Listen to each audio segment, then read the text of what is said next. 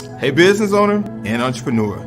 I know many businesses make the mistake of thinking that marketing is all about making a sale. However, marketing is actually much more than that. It's about creating a relationship with your customers and building trust. That's why it's so important to avoid making common marketing mistakes. Our new ebook, and I love it, The 7 Biggest Lies Told About Marketing Your Business, can help you do just that. In it, we cover 7 of the most common marketing mistakes businesses make, including failing to identify their target audience, not tracking their results, and more. We also provide tips on how to avoid making these mistakes. So whether you're just starting out in marketing or you've been doing it for a while, be sure to check out our ebook. It could save your business from making costly mistakes. Download our ebook today.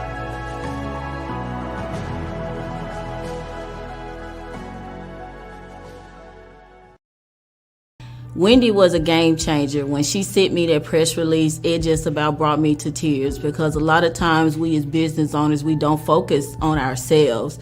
And so with having to put that information together and giving it to her, Wendy just brought it to life, and it just really made me feel empowered. It really has opened me up. I'm able to really see now on paper the things that I have done to help people, the things that I can do to help even more people. So Team Vision is really helping me to hone in on those stories, those things that people need to hear on how I got started, on how things have happened in my life that has impacted me, but can help them also be better in what they're trying to do. So I just appreciate Wendy and Team Vision for helping me to tell my story.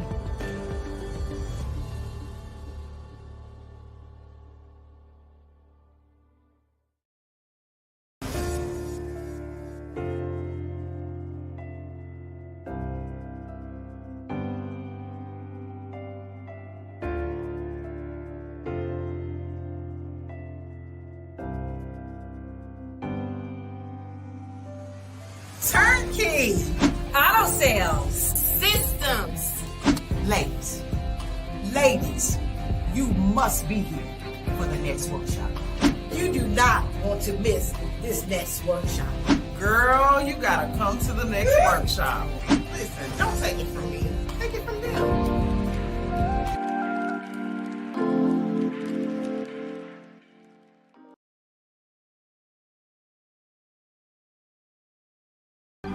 I wanted to enter into a disruptive, innovative, creative space to empower, to enrich a community and a culture, to change the game for women like me. But it begins with changing your mindset about who you are, your values and your worth. And this automotive industry, in my eyes, where we're starting, it's about to change the game. And they haven't seen a pivot like this one before.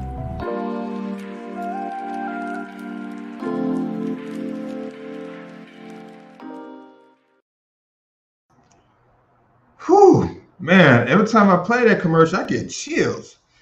Hey, but don't take it from me. You're going to take it away from someone that I'm going to bring on who is, I'm basically standing on the shoulders of a giant. But good morning, afternoon, or evening, depending on when and where you're watching this live stream or catching the hashtag replay of this live stream. Welcome to my story interview. I'm Kevin Williams, your host. And today we have in our virtual building,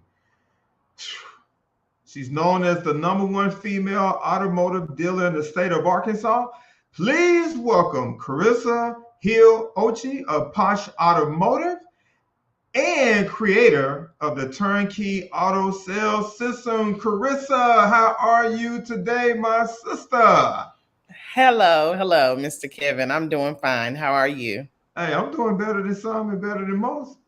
Now, Great. Carissa, listen, because this is about your story. This is about people knowing your story. This is why we call it my story.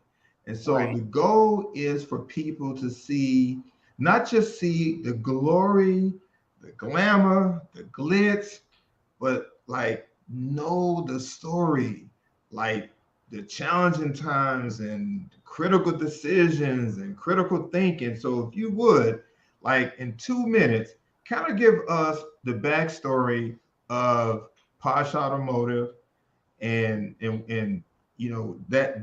that form of story today. All right.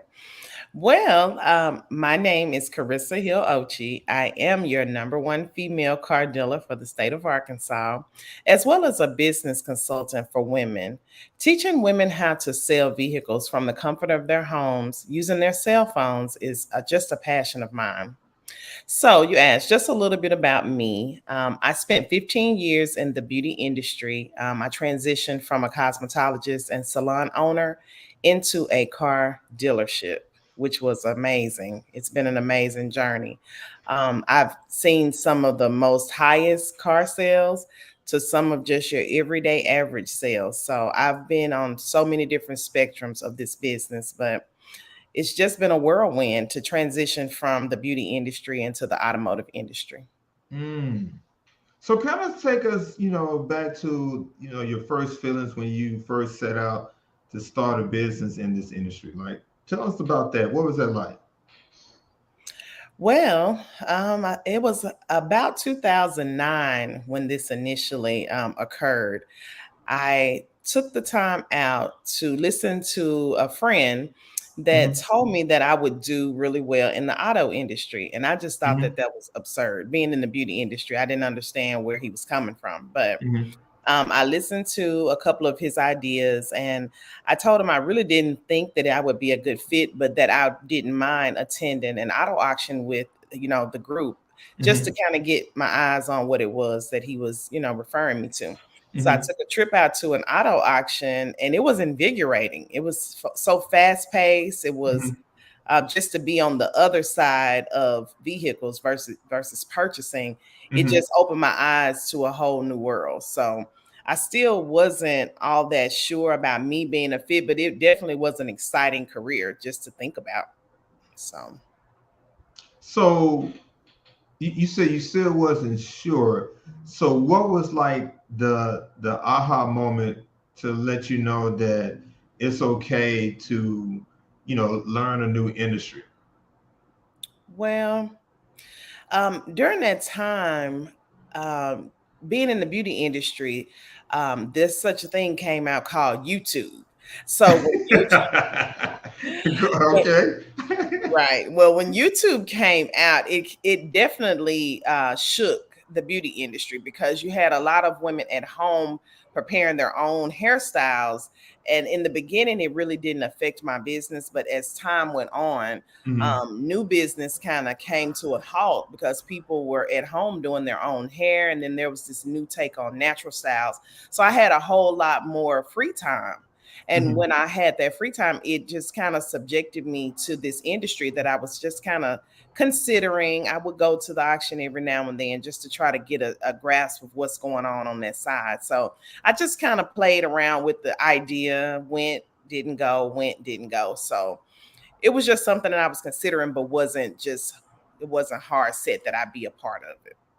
So when you would go out to these auctions, like were you ever intimidated? And if you were, like what happened? You were like, did you like lead the auction and say, nah, that's too much? Plus, it's none but men out there. Like, what was that Right. like? Well, I wasn't intimidated, not at the auctions here in my home state, Hmm. because I've always been somewhat of a pillar in the community. So a lot of the people that were at the auctions, I had already either met them or were Hmm. familiar with them in other aspects. So I really wasn't intimidated. I really was inquisitive. I really was interested in, the ins and out and what was going on. If for no reason other than using it for my own benefit the next time I would purchase a vehicle. So I really wasn't intimidated. I just was just interested, just wondering. So even like wondering, like when you were out there, because everything happens fast out there. There's nothing slow. I mean, other than you eating, but everything happened fast out there. So like initially when you were going out there, was it happening so fast that like you couldn't figure it out and you would just leave that day, or walk us through that? Well, it's funny that you asked that. When I went, it didn't seem fast to me, although I knew that everyone was moving fast. Mm-hmm. I already just somewhat thought on a fast pace anyhow. Mm-hmm. So it wasn't fast for me. And I know that it was to others. I remember one Mm-hmm. time I took my dad and he was like, "How do you go to that place?" It gave me a headache. It's just Mm-hmm. so, all that fast talking and all that moving. But it really wasn't like that for me. It was like I was a natural. It was fine for me. Mm. Yeah, I was never intimidated there. So, what's been your, I want to say experience, but I'll just say overall, how do you feel women are treated, when they're, encountering an automotive transaction experience? Do you feel like that because the industry is dominated by men? Okay, Correct. let's just put that fact out there. And Yes. so, you know, but what's interesting, because until I, ran across you and really started, learning the industry, I did not realize that 84% of car purchases are done by women. So if 84% of car purchases are done by women, what percentage of those women do you think they feel like they didn't really get a good deal because they were taken advantage of? Hmm. More than half, if not all. I mean, I know Hmm. that definitely more than half of the women that participate in an auto experience through purchase Hmm. definitely would say that there was room for improvement, that they didn't feel like they had gotten the best deal for themselves. And most times that's true. They're more than likely have been taken advantage of because it's no one inside of that experience until the very end when you go to sign your papers and you've already agreed to everything by then that looks like them or resembles them or has their best interest in mind. And it doesn't, seem as though that it's something to empower them. It's almost something to take advantage of them. So I remember, asking you this question. This was off camera, but we on camera now. But so I want to bring it back up. I remember asking you the question: were you ever taken advantage of? And you said that's an understatement. Uh, it felt like a one night stand. So kind of tell us about your experience. Right. I got screwed. I knew that the deal that I had opted into wasn't a good idea, but I was so eager to purchase, a few vehicles I know that I've been taken advantage of. Especially once I gotten into this industry, I remembered or either still had the paperwork from some of my other purchases. Hmm. And boy, I had truly been taken advantage of. I mean, from exerted over maybe 30 to 50%, meaning I paid double the money for the vehicle that I had to. And a lot of times I didn't even know what I had paid for the vehicle. I'm just Hmm. signing away my name. I'm not really even paying attention to the cost or, are there any warranties? Just the overall experience was just a ripoff. So is that one of the reasons you think that really inspired you to like go all in this industry, is to empower women? And if so, kind of elaborate on that. Yeah, I mean, even when I was in high school, I always have been somewhat of a humanitarian for other people. I Hmm. mean, I would even be willing to go to bat for people that I really didn't even know if I had experienced or found out they were being taken advantage of. That's really been something big for me naturally. Hmm. So once I had the opportunity to be able to assist people on this side, it's just when I have the opportunity and I have people in front of me, I let them know what I've encountered or what I can tell that they've gone through Hmm. their credit reports or through previous purchases. Just information is key in its power. So I've always been the one to give that customer the information that they need, whether they purchased a vehicle from our brand or not, just to inform. The So, information is helpful. hmm, okay. So, Carissa, what are some things that you are currently working on as relates to the automotive industry for women? Kind of, share with the viewers, that particular piece. Well, my team and I have developed a digital course Mm-hmm. so that people can, find out the information that they've been missing, or just empower themselves. And it is mainly for women, so that Mm-hmm. women will know when they go to make that next purchase all the information that they need. And even if they're considering coming inside of the auto industry themselves, Mm-hmm. the purchasing process, being able to interact with customers, empowering their community, and just everything as a whole when it comes to that sale with women. Okay. And so you also have created an ebook called the Reality Check. So, tell us a little bit about that ebook. What can women expect from that ebook? That ebook is also empowering. It's a step-by-step guide to show women how they can be empowered and take their own independence by being able to have information that they need going into those type of purchases, or even those type of sales from the business perspective, dealing with the community and consumers. Okay. Now, you and your team of ladies, you all kind of do like car tips on Tuesdays and Thursdays. So, what was the inspiration behind that? Well, I knew that through my 12, almost 15 years of experience, Hmm. that there are tips that women could have available when it is in reference to their automobile that can save them money, just information that could possibly save their vehicle, and to Hmm. make it where they won't be in such of a dire need for the next vehicle if they protect and take care of the vehicle that they have currently. So Hmm. those tips can span from anywhere from oil changes to things to look for when you're purchasing a vehicle, or timing to buy your next vehicle, or even interest rates, or just anything in reference to being able to have that empowerment with your automobile.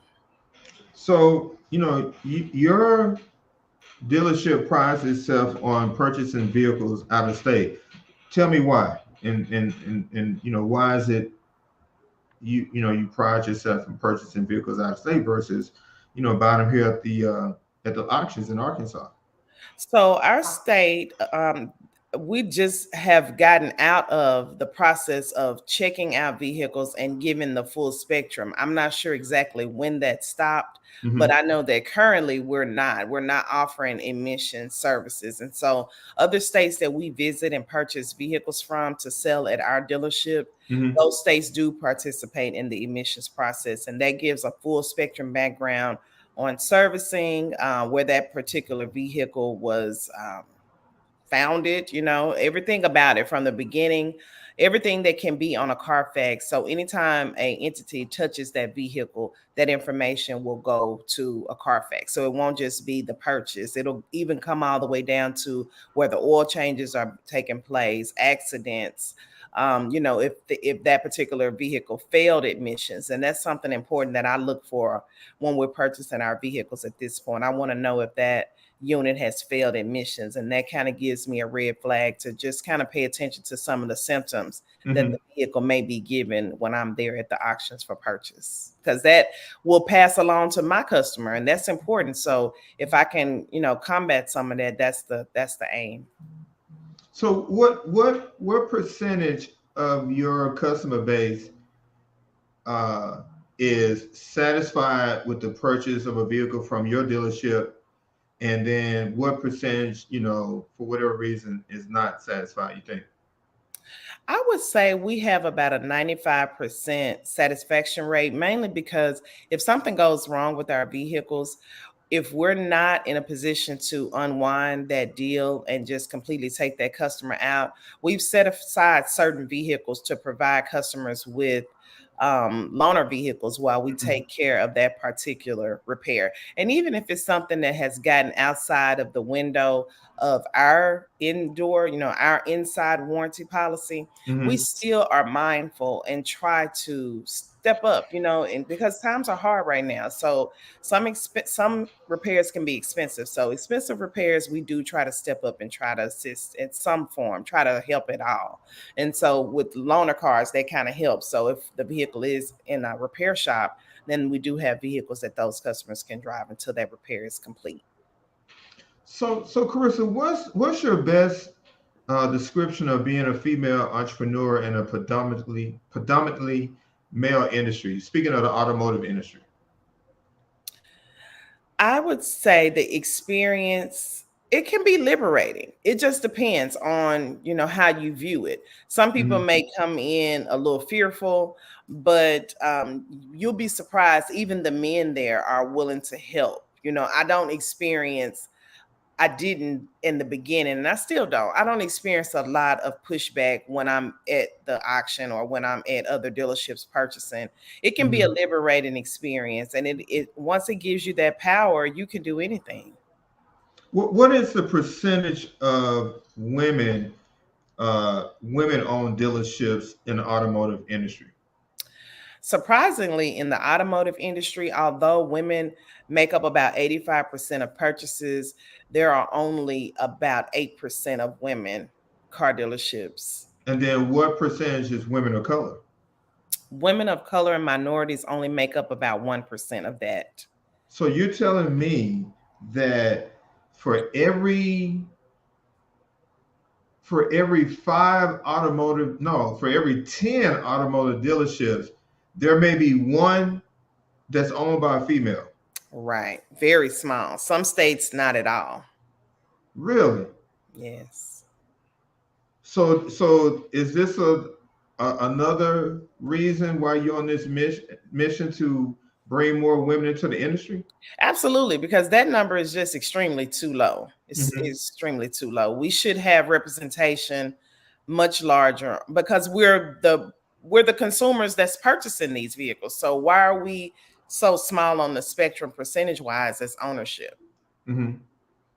What's your definition of being a businesswoman?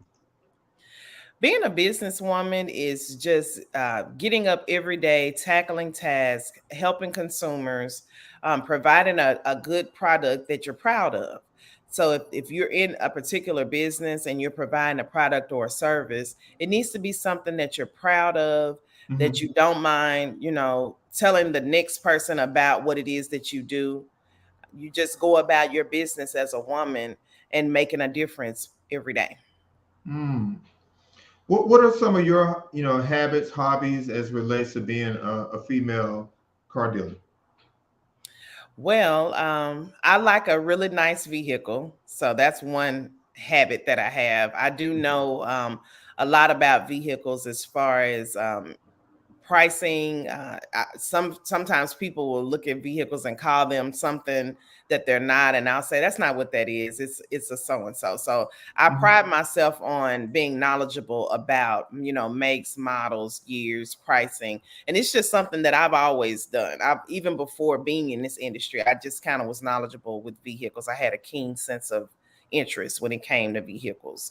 Um, Hobbies, I like to collect foreign vehicles. I don't really drive a lot of the vehicles that I have, but I like to collect vehicles. It's just something that I do. So, Okay. yeah. So other than the obvious, making money, why do you feel it's important for women to be a part of the automotive industry? Well, mainly because we're nurturers. So, as nurturers in this particular industry, we have that caring side. So, we Hmm. don't just do anything or put anything out on the road. We, as women, we care. So, we care about if you are able to afford this vehicle. We care about if you are able to remain in this vehicle due to trying times. Hmm.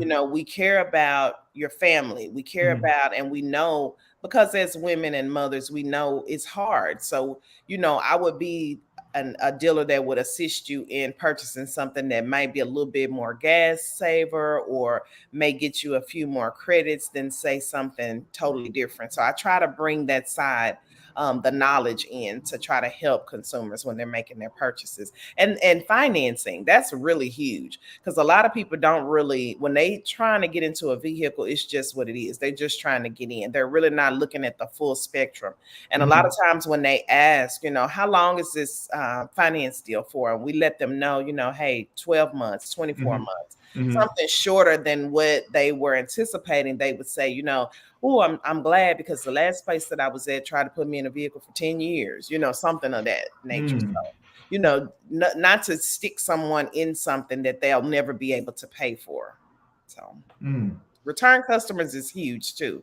We want to be able to satisfy our customers so that we can, have a high return rate. And I work on that. We work on that constantly. What can we do to improve our return customer rate? That's important. So, I've been noticing you and your team of women have been doing something extraordinary for the month of November. And I notice how you all are just like randomly, given to just different people. Like what's brought that on? Or what made you even decide that it's going to be a team of you all doing it versus just doing it yourself? Well, there's power in numbers. And in the community, we want people to understand and know that we are thankful. We're thankful that we have the ability to be able to help someone else, and the joy that it brings to us as a whole. That's another conversation that ordinarily you wouldn't be able to have with the next person. I just don't remember the last time I was able to speak to someone and say, man, I feel so good about giving. That's just it's a new topic for the team and I, and we're truly enjoying it. So that's another liberating and empowering act that you can do for others, instead of everything always being about yourself. Okay. Now, are you going to have some Black Friday deals? We are. We're currently searching and sifting through the market, finding vehicles that we know are going to bring the masses in. So yes, we will have Black Friday deals at Posh Automotive. Okay. All right. So what's the one thing you want women to take away from this interview, uh, with you today? Like, let's get like one thing that you want them to walk away with from this interview. The automotive industry has just made and turned my life completely around. It's just a powerful movement, and it's so surprising to people when they find out who the owner of Posh Automotive is. We look a certain way on paper, but when they finally get a chance or opportunity to meet myself and hear the story on how we started and where we came from and some of the things that we have up ahead in our city, it's just empowering. It's just so surprising for people. But the one sentence that I always walk away hearing is, well, look at you. I'm so proud of you. So it's definitely something that a lot of people wouldn't expect. So just to expect the unexpected, just let people know you don't have to expect a certain thing out of a woman, and especially out of a minority woman. We can do unimaginable things. All right. Well, there you have it. Carissa Hill-Ochi, the #1 female automotive dealer in the state of Arkansas, representing Posh Automotive and creator of the Turnkey auto sales system. So, Carissa, for those that are interested in learning more about the Turnkey auto sales system, is there a website they can go to? It is. It's turnkeyautosalessystems.com. Okay. And you can visit it and register. We have workshops throughout the year, and we have the digital course upcoming. And this won't be the last of the Turnkey Auto Sales Systems. We're going to really take this thing nationally, internationally, hopefully. All right. Well, I'm your host, Kevin D. Williams of the My Story live stream interview. Remember, most people always see your glory, but very few know your story. And so if you have an interesting story about what it is that you do, be sure to reach out to us at arblackbusinesses.com. And we will see each of you on the next My Story live interview. Carissa, you welcome back anytime. When you got some new tips, I'm gonna bring you back so you can share with the audience. How's that All sound? right. Thank you. All right. Take care. Take You too. charge. I'm gonna be honest with you. I don't need you. I want you. We're valuable. We're fine. We could always do better, but we're making it. The light's on. But I want you. That's the difference when somebody needs you and when they want you. I want you because I know I can add value to your life.